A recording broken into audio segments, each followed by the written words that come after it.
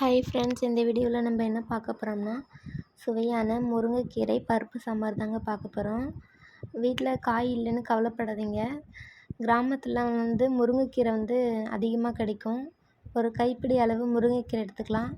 First stove on பண்ணிக்கலாம் friends. அதுக்கப்புறம் எண்ணெய், கடுகு, 2 வெங்காயம், பெரிய வெங்காயம் கட் பண்ணி வச்சுருக்கேன், அது போட்டுக்கிறோம் ஃப்ரெண்ட்ஸ்.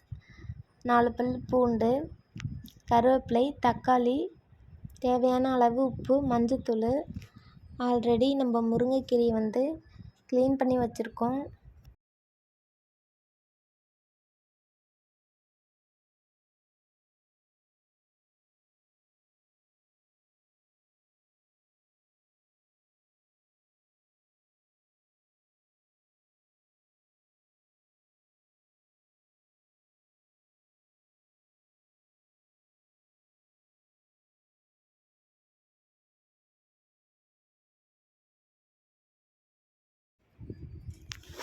தக்காளி நல்லா வதங்கினதுக்கப்புறம் நம்ம ஆல்ரெடி முருங்கைக்கீரையை சுத்தம் பண்ணி வச்சுருக்க முருங்கைக்கீரையை போட்டுக்கலாம் ஃப்ரெண்ட்ஸ்.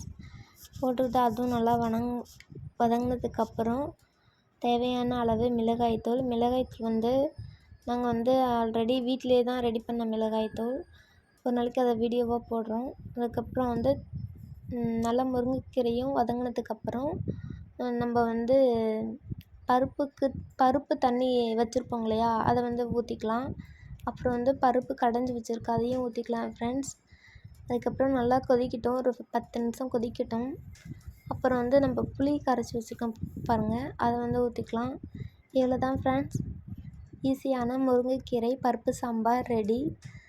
உங்கள் வீட்லேயும் காய் இல்லைன்னா நீங்களும் இதை ட்ரை பண்ணி பாருங்கள், ரொம்பவே நல்லாயிருக்கும்.